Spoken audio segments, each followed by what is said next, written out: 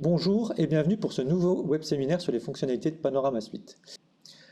Aujourd'hui, le sujet c'est la norme IEC 61850 et c'est orienté très métier, orienté énergie et nous allons aborder ce sujet avec l'aide d'un expert du domaine qui est Roderick Hannon de la société Vago, constructeur d'équipements d'automates.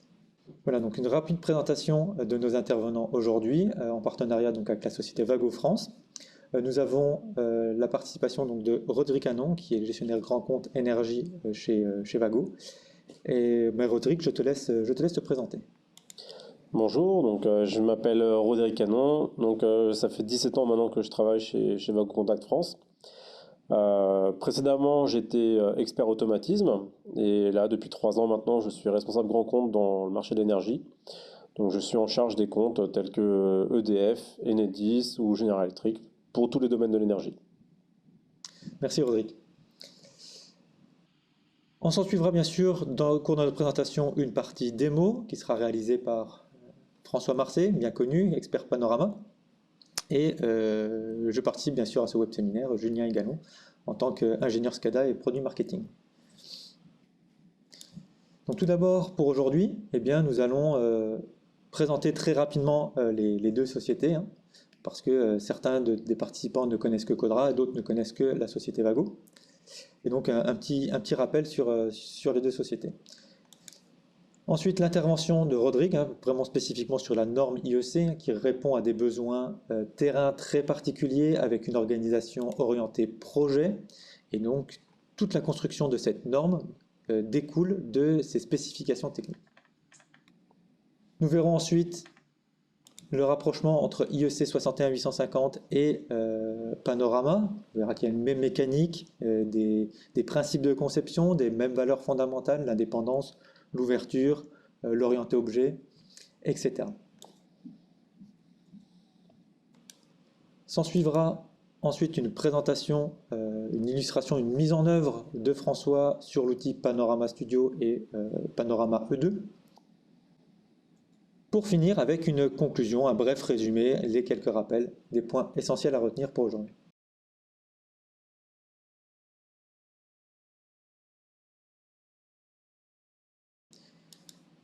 Donc très rapidement, les deux sociétés, je redonne la main à Rodrigue.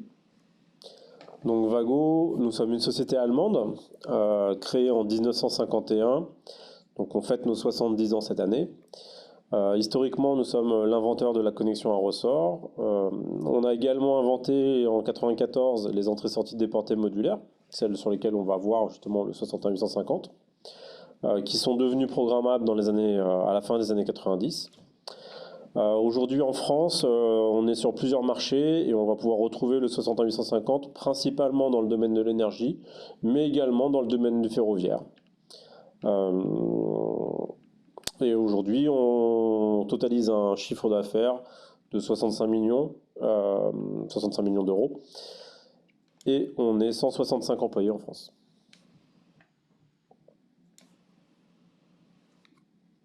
Alors, pourquoi le 61850 dans le Vago? Comment est-il arrivé? Eh bien, déjà, ce sont des protocoles interopérables. Donc, ça tient à cœur à Vago d'avoir des systèmes qui sont ouverts et qui ne dépendent pas forcément des constructeurs. Début des années 2010, nos clients qui sont dans les applications énergie nous remontent un besoin justement d'intégrer ces protocoles. Et on voit ces 3 protocoles, donc le DNP3, le 6870 et le 61850, celui dont on va parler, qui commencent à émerger. À savoir que le 61400-25 n'est qu'un 61850 déguisé, dédié pour le monde de l'éolien. Bien, pour ma part, une très rapide présentation de Panorama et de Codra. Panorama, donc, c'est une entreprise française qui est l'éditeur des logiciels de supervision Panorama et de manière plus large Panorama Suite qui permet de couvrir toute la plateforme logicielle de supervision, que ce soit temps réel ou temps différé. C'est 17 millions de chiffre d'affaires pour 115 personnes aujourd'hui. La force de Panorama, c'est s'adresser à l'éditeur. Nous avons les personnes qui développent Panorama dans les bureaux juste à côté. Donc vous avez une qualité et une réponse auprès du support technique et commercial relativement forte. Le but de la plateforme Panorama Suite, c'est de faire converger dans une même plateforme tous les aspects terrain et les aspects gestion, que ce soit production, gestion, convergence IT, OT. Tous ces termes regroupent les notions d'industrie 4.0 et de Smart City pour l'efficacité, le gain de temps des installations et fédérer les process. Aujourd'hui, plus spécialement, nous allons porter notre attention sur la partie Panorama E2, la partie temps réel de Panorama, qui est symbolisée ici sur la partie IHM, avec des fonctionnalités opérationnelles de type tracé de courbe, cartographie, navigation, cybersécurité et plus technico-technique, redondance, Open API, gestion multisite ou multi-support. On retrouve bien sûr des acteurs communs avec Vago, particulièrement dans le transport, dans l'énergie et plutôt dans certaines industries. Nous sommes présents aussi donc, dans l'eau et principalement dans le bâtiment et la défense. Voilà pour la première partie, rapide présentation des deux sociétés. Je laisse la parole à Rodrigue pour la partie expertise IEC. Alors, l'IEC 61850, donc là on va voir la partie norme. Donc aujourd'hui c'est une norme qui est très orientée haute tension. On va pouvoir y retrouver dans les différents marchés, on va pouvoir retrouver les différents opérateurs, fabricants de solutions qui sont dans le contrôle-commande des postes haute tension, donc ce qu'on appelle les postes sources ou les sous-stations. Et on va de plus en plus retrouver ce protocole, en tout cas cette norme, dans l'interfaçage des énergies décentralisées, type photovoltaïque, éolien ou même des postes qui doivent fournir de l'énergie sur le réseau. On voit de plus en plus une extension de cette norme à ces sites qui sont donc du coup appelés Decentralized Energy Resources, donc du coup des sites de production décentralisée. Alors les métiers, c'est quoi? C'est piloter les installations électriques, donc c'est pouvoir avoir des actions de communication. Donc du coup, on va pouvoir assurer une interconnexion, peu importe les différents constructeurs. Il faut pouvoir gérer les connexions, déconnexions des sites. Côté normes, il y a plusieurs étapes.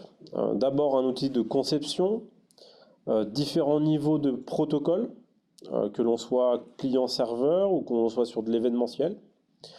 La norme est conçue de manière évolutive, c'est-à-dire qu'elle est indépendante de la partie média. On va effectivement utiliser à certains moments la couche TCP/IP, mais on va arriver directement sur la couche réseau, sur d'autres niveaux du protocole. Et puis on a un contrôle qui est centralisé sur la partie automate, et surtout le gros intérêt de cette norme, c'est qu'elle intègre aussi une méthode de test. Alors on va d'abord avoir une partie sur les spécifications techniques, donc on va arriver sur la partie intégration, et puis après on va pouvoir venir construire à différentes étapes. Donc c'est pour ça que tout à l'heure Julien parlait de la partie conception. Donc du coup il va falloir bien prendre en compte qu'est-ce que l'on souhaite faire, quels équipements, quels fichiers. Donc c'est généralement ce qu'on appelle les IED, ce sont les produits. Et ensuite, comment assembler ces produits, ces IED. Et ensuite, une fois qu'on a programmé tous ces équipements, on va pouvoir faire la partie intégration sur la partie haute, la partie SCADA, et puis pouvoir vérifier et faire les recettes, tout ce qui est le commissioning directement du système. Si on regarde de manière plus schématique, on va avoir donc une partie où on va avoir le schéma électrique, en fait la logique de ce que l'on souhaite réaliser, qui va être au format fichier type SSD. Chaque fabricant de produits va fournir un équipement type ICD. On va avoir une mécanique qui va être compilée à travers différents outils du marché. Ce sont des outils qui ne sont pas forcément constructeurs, qui vont pouvoir générer un fichier de compilation qui va être un fichier SCD, qui va en fait reprendre l'ensemble du projet. Et en fait, de ce fichier SCD, donc de ces outils, vont découler ensuite des fichiers CID. Ce sont des fichiers de configuration que l'on va pouvoir redescendre vers chacun des produits. Donc par exemple, un fichier CID vers le SCADA et un fichier CID vers l'automate Vago, dans le cas de la démonstration que l'on aura tout à l'heure.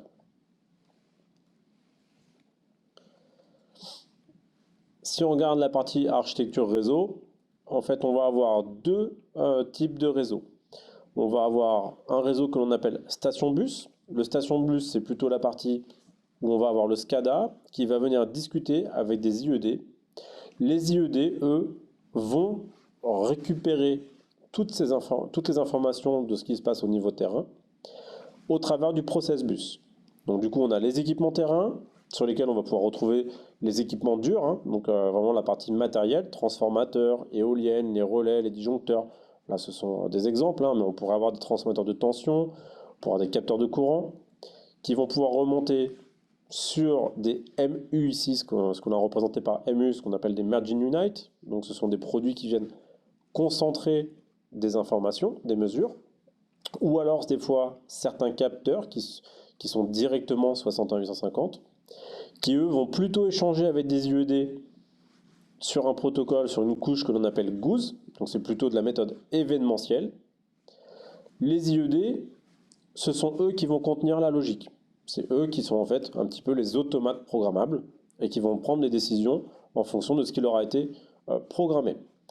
Et eux vont faire l'interface avec la partie SCADA. Donc le SCADA va venir avec la couche MMS pour venir récupérer les informations dans les IED. Ou alors pour pousser des données vers les IED.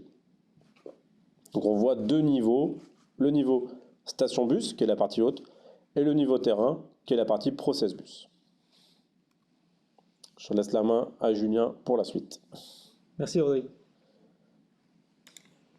Nous allons aborder maintenant un petit peu les avantages de la convergence entre Panorama et le protocole énorme IEC 61850. Tout d'abord, la solution se veut ouverte, agnostique, indépendante et s'appuie sur ces différents points techniques, hein, l'arborescence objet, les notions de notification, les outils de découverte et d'exploration du réseau ou d'import via des fichiers de configuration, notamment cités par Rodrigue, des notions de service, de store and forward, la bufferisation en cas de déconnexion, et comme je viens de le dire, des apports normalisés. Mais là, je ne vous parle pas seulement d'IEC, mais je vous parle aussi de Panorama. Ce sont des fonctionnalités, des outils qui ont déjà été développés dans Panorama, avec par exemple la norme BACnet ou l'OPC-UA. On retrouve un parallèle avec un contenu de supervision ou de spécification technique, avec un même schéma, les mêmes structures, et le fait de spécifier des installations techniques autour de documents normés, ce qui facilite eh bien, la mise en œuvre, l'installation, la maintenance, et de générer en partie, on le verra tout à l'heure, d'aider à la fabrication de la construction de l'application de supervision. Il semble donc évident d'intégrer par exemple le protocole MMS dans un outil de supervision de manière native pour pouvoir bénéficier bien, de tous ces services et de tous ces principes, le principe objet, les notifications, etc. Je vous donne un exemple très simple, l'exemple sur la partie énergie avec des installations à usage électrique assez commun, mais quelque part eh bien, interconnectés, liés entre eux avec par exemple un poste d'exploitation, un poste de transformation électrique, un parc éolien et la notion de transport d'électricité. C'est là qu'on peut avoir plusieurs niveaux de lecture de ces installations. Tout d'abord un niveau indépendant, vraiment au niveau conduite de l'installation. On peut très bien avoir une supervision Panorama qui saura couvrir les mêmes besoins que ses concurrents. Là où Panorama devient particulièrement intéressant, c'est quand on va chercher à avoir des installations globales avec un pilotage de plusieurs installations pour fédérer ou rassembler l'ensemble dans ce qu'on appelle une hypervision temps réel. Cela facilite aussi la mise en œuvre de constructions plus élaborées de la maintenance ou de la gestion de planning ou d'intervention sur les différents sites pour bien, fédérer et piloter ensemble ces installations. La notion aussi de reporting avec par exemple la solution Panorama H2 qui permet de voir le vieillissement ou l'évolution de l'installation au cours du temps au travers de rapports, de dashboards et d'indicateurs de tendance. On peut bien sûr répliquer, reproduire toutes ces interactions à tous les niveaux des installations, mais cela peut devenir assez vite complexe, contraignant, sachant que pour chacune des installations, on va retrouver cette complexité. L'idée réellement pratique, c'est plutôt de fédérer et de regrouper la conduite, le pilotage et le reporting dans un même système d'information global, ce qui apporte cohérence et simplification sur la conception et l'utilisation des installations. Ça, c'est le premier effet qui se coule. Le deuxième effet qui se coule, c'est que la fédération de ces usages terrain permet de regrouper les différents usages techniques des installations. Là, on va avoir dans une solution Panorama d'autres types de protocoles ou d'autres fonctionnalités, comme des protocoles MQTT, SNMP, ou les capacités de surveiller lui-même ses infrastructures réseau, superviser le réseau lui-même, vérifier le bon fonctionnement des différentes installations, mais en tant que site et non pas seulement sous la forme d'IEC, avec par exemple de la vidéosurveillance, de la planification de maintenance, du contrôle anti-intrusion, qui permet de fédérer tous ces autres services et besoins au sein d'une même supervision globale. Donc c'est un système d'information industrielle qui concerne non seulement le pilotage de l'IEC, mais tous les aspects pratiques d'exploitation de ces installations. Le deuxième sujet, le deuxième exemple que je souhaite présenter, c'est par exemple une usine de fabrication d'hydrogène. On va créer, de manière pratico-pratique dans Panorama, des composants correspondant aux usages IUC spécifiques à cet usage. Donc la consommation et le pilotage électrique de l'installation, puisque la fabrication d'hydrogène, par exemple, est très consommatrice d'électricité. Donc c'est un poste et un point important sur l'usine.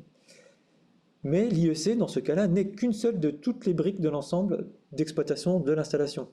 L'usine a besoin d'autres usages, gérer toute la chaîne de production, donc la partie puissance IEC, mais aussi, pourquoi pas, la partie stockage, la partie ESD, puisqu'on va être dans un environnement détonnant, donc énormément d'applications et d'installations sont équipées de Panorama pour l'emergency shutdown, l'ESD, qui concerne en général des notions de gaz ou d'oil and gas dans la partie stockage.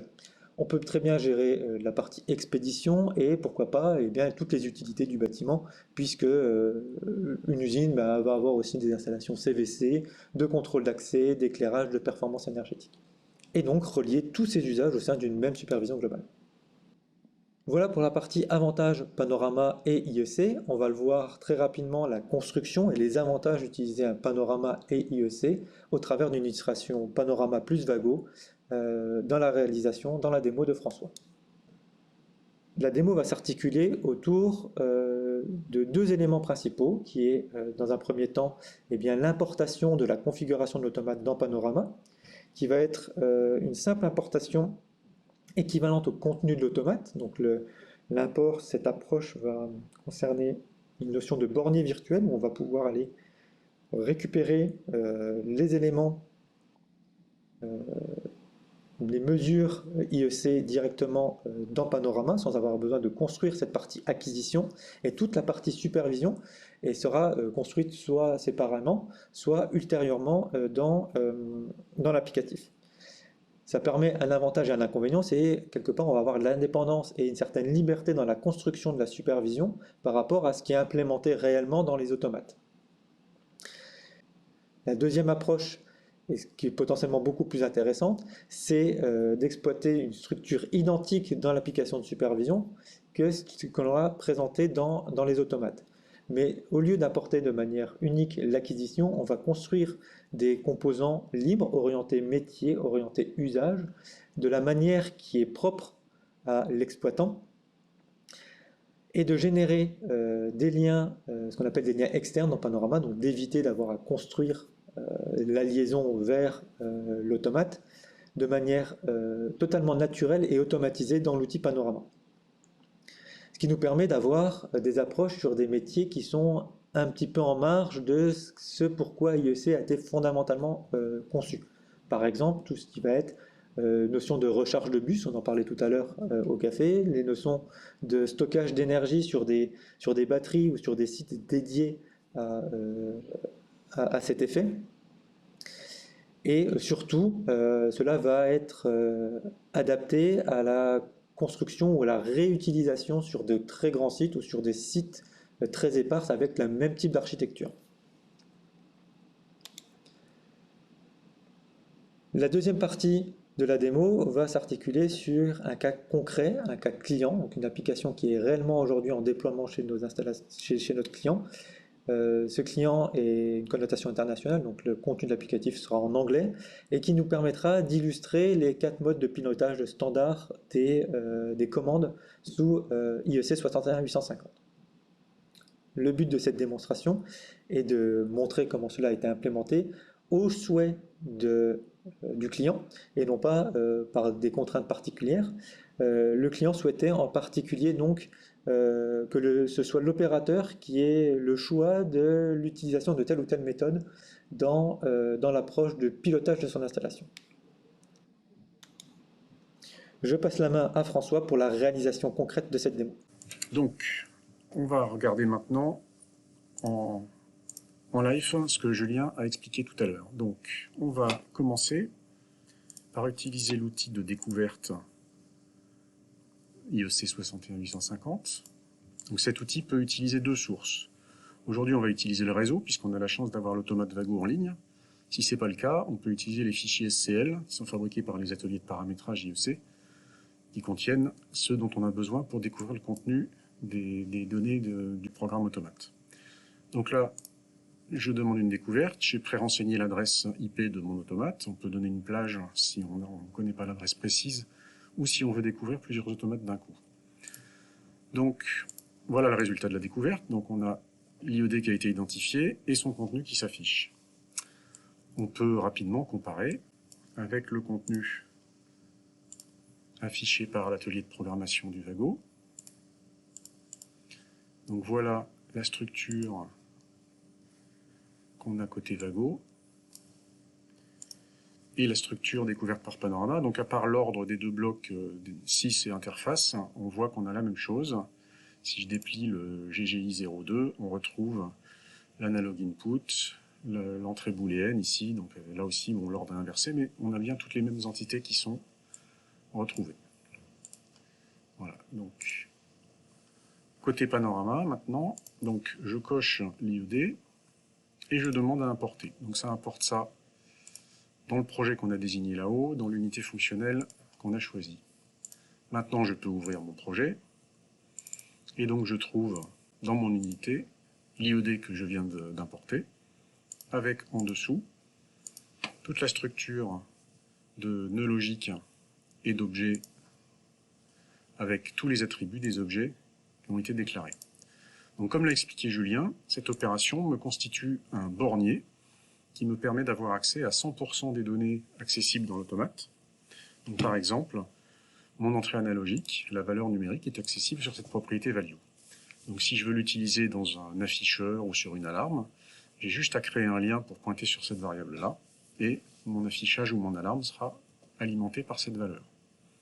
Donc cette méthode permet d'avoir, avec 0 effort, toute l'acquisition qui est paramétrée automatiquement. Et ensuite, je peux développer mon application de supervision sans contrainte, comme je veux. J'organise les composants comme je le souhaite. Je vais juste brancher mes composants sur ce bornier constitué par la découverte. La deuxième méthode consiste à exploiter la structure des données IEC dans l'automate et le fait que la syntaxe pour accéder à ces données par l'acquisition IEC reproduit donc la structure. Ce qui fait qu'on peut créer des composants qui vont, en reproduisant la structure des données, permettre de construire automatiquement la syntaxe d'accès aux données dans l'automate. Donc ici, on a un exemple qu'on a préparé un petit peu à l'avance pour aller chercher les 4 données d'une logique GGI 0O2. Donc on a créé d'une part des composants pour les données élémentaires, donc par exemple le composant pour faire l'acquisition d'une donnée analogique en entrée, donc la propriété mag qui correspond au nom de l'attribut qui contiendra la valeur. Bon là, on a choisi de la nommer mag juste parce qu'elle s'appelle comme ça dans IEC, mais on aurait pu l'appeler comme on veut. Ici, on a le lien qui va se renseigner automatiquement par rapport à la structure une fois qu'on aura placé le composant. Donc on reviendra voir tout à l'heure le résultat qu'on a obtenu. Et cette propriété mag est ensuite utilisée ici sur mon alarme et ici dans le petit bout de synoptique prêt à l'emploi qui me permettra d'afficher dans mon application la donnée qu'on aura acquis dans l'automate. Donc la même chose sur l'acquisition de la donnée booléenne. Ici, on a la petite afficheur. Et ici, un petit peu plus complexe, puisque ce sont ISCO et SPCSO, qui sont deux objets qui permettent d'effectuer des opérations de contrôle, c'est-à-dire des passages de commande.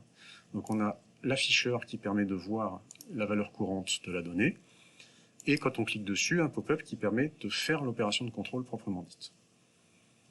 Donc ces données élémentaires sont ensuite instanciées dans un composant qui représente le nœud logique. Donc ici, comme on a un nœud logique qui contient une entrée ANA qui s'appelle ANIN1, eh bien on a instancié le composant donné ANA avec le même nom. Pareil pour la donnée booléenne et les deux objets contrôlables. On a créé un synoptique dans lequel on a incrusté les vues élémentaires qu'on avait dans nos composants. Et donc ce composant GGI.io, on n'a plus qu'à l'instancier dans l'application, donc il est là.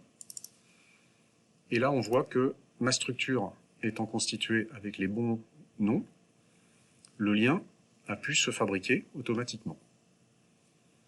Et donc, ce synoptique-là, cette fois-ci, dès que j'ai posé mon composant, il devient prêt à l'emploi. Donc, cette deuxième méthode de travail, elle va permettre de gagner du temps une fois qu'on s'est fait la bibliothèque de composants. Par contre, bon, la structure qu'on va devoir créer ici doit respecter la structure des données dans l'automate.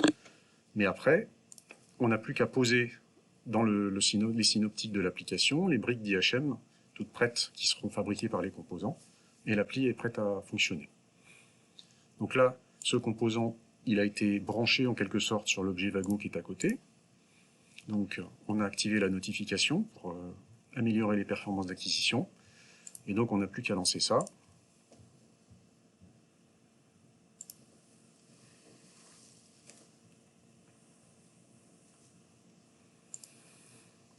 Donc ici sur notre plateforme, on a l'automate, on a une caméra qui nous le filme en temps réel. Donc ici on voit le résultat de l'acquisition. Donc par exemple on va pouvoir envoyer des commandes. Donc là si j'envoie une commande à 5,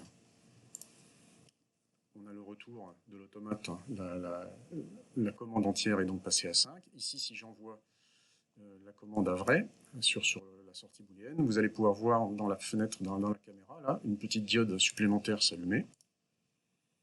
Et en fait, au moment où elle s'allume, on a un retour d'état immédiat, puisque comme on utilise la notification, c'est extrêmement rapide. Voilà. Donc ici, on utilise seulement des opérations de contrôle avec un modèle de contrôle direct, c'est-à-dire que les services IEC qui sont utilisés sont limités juste au operate. Mais Panorama pourrait permettre de faire un peu plus que ça, puisqu'on a ici un exemple qui est utilisé par un de nos clients international qui travaille dans le domaine de l'éolien. Donc là, c'est un petit composant qui correspond à un disjoncteur. Et donc, quand l'opérateur va commander en cliquant sur le disjoncteur, ça va ouvrir un pop-up qui permettra de piloter le disjoncteur. Et donc, on a 4 pop-up qui correspondent aux 4 modèles de contrôle IEC. Et donc, le pop-up va être ouvert en fonction de la configuration de l'objet dans l'automate. Et donc, si on est en mode contrôle direct avec sécurité normale, l'opérateur va avoir à sa disposition le bouton close et le bouton open, donc il va passer sa commande, et puis c'est tout. Si on est en mode contrôle direct avec sécurité renforcée, donc là c'est pareil, pour l'opérateur ça change pas grand chose, il fait son ouverture ou fermeture de disjoncteur. La seule différence c'est que derrière, Panorama va appeler le service de vérification du résultat de la commande, après que l'opération a été effectuée. Ensuite, on a les deux pop-up qui correspondent aux opérations de type Select Before Operate. Donc là, ça veut dire que l'opération se fait au moins en 2 étapes. Donc là, quand l'opérateur va afficher le pop-up, le bouton Select va être dégrisé, mais les boutons Close et Open seront grisés. Donc il va cliquer sur Select. Ça va envoyer la commande à l'automate qui va autoriser ou non la suite. S'il autorise, on dégrise les deux boutons, et à ce moment-là, l'opérateur peut faire son close ou son open. Et quand on est en mode select before operate avec sécurité renforcée, là cette fois-ci, la commande de select doit communiquer à l'automate la nature de la commande qu'on veut effectuer. Donc on fait un select pour open ou un select pour close. Si c'est autorisé, à ce moment-là, on peut faire le operate. Et si jamais l'opérateur abandonnait en cours, par exemple par cancel, en fait, on va annuler le select de façon à ne pas bloquer l'équipement sur une commande en cours. Voilà, donc ça c'est un exemple des services plus avancés qu'on peut utiliser avec IEC. On a aussi d'autres services comme la précision de redatage. Dans le protocole IEC, le redatage peut descendre en précision jusqu'à 100 nanosecondes, donc 0,1 microseconde. Donc si c'est le cas de vos équipements, cette précision de redatage va remonter dans Panorama, sera associée aux alarmes. Donc ça veut dire que dans les fenêtres d'alarme et d'événements, on verra la précision, les données avec précision de la centaine de nanosecondes, ainsi que dans les archives, si on trace des courbes avec des données redatées comme ça, la précision sera conservée. On a aussi les services de transfert de fichiers qui sont supportés. Donc, par exemple, si au cours d'une opération de contrôle, un select est refusé, bien souvent l'automate va générer un log de ces opérations refusées. Et donc avec les transferts de fichiers, on peut rapatrier ces logs pour faire de l'audit.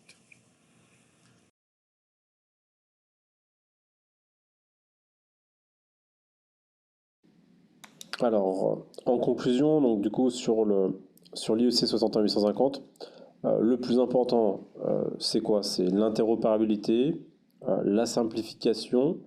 Cette simplification, elle intervient en ayant une bonne conception en amont. Le fait de bien concevoir en amont va permettre d'intégrer facilement et de mettre en service facilement et de faire la partie recette facilement sur les systèmes et sur le projet 61850 qu'il y aura à réaliser. Sur la partie Panorama, on a vu que Panorama est une supervision polyvalente, elle n'est pas forcément limitée aux usages d'IEC 61850, mais sur tous les usages ou tout le bon fonctionnement, l'exploitation complète d'une installation, qu'elle soit monosite ou multisite. On a vu aussi assez rapidement, et je vous invite à consulter les vidéos de nos précédents webinaires pour les personnes qui ne nous connaissent pas encore, les principes IEC sont vraiment les principes de Panorama, notification, ouverture, agnostisme, orienté objet, etc. Le but étant de pouvoir répondre à des besoins orientés distribution électrique, mais aussi sur les nouveaux volets d'énergie avec les notions d'énergie renouvelable, les usines un petit peu spécialisées, on a parlé par exemple de l'hydrogène, et sur des notions de distribution électrique privée telles que le ferroviaire ou de certaines très grosses installations énergivores industrielles. Eh bien, merci à tous pour votre participation. Je remercie en particulier Rodrigue Anon, qui est représentant aujourd'hui de la société Vago France. Et merci Codra aussi pour toute l'implication dans la préparation de ce webinaire. Et merci à Julien et à François. Merci à toi. Voilà pour cette présentation du jour. Je vous invite à poursuivre vos questions, aussi bien là en live dans le webinaire que dans les commentaires lorsque la vidéo sera dans YouTube. Nous sommes là tous les trois pour pouvoir répondre à vos questions, donc lâchez-vous, c'est le moment.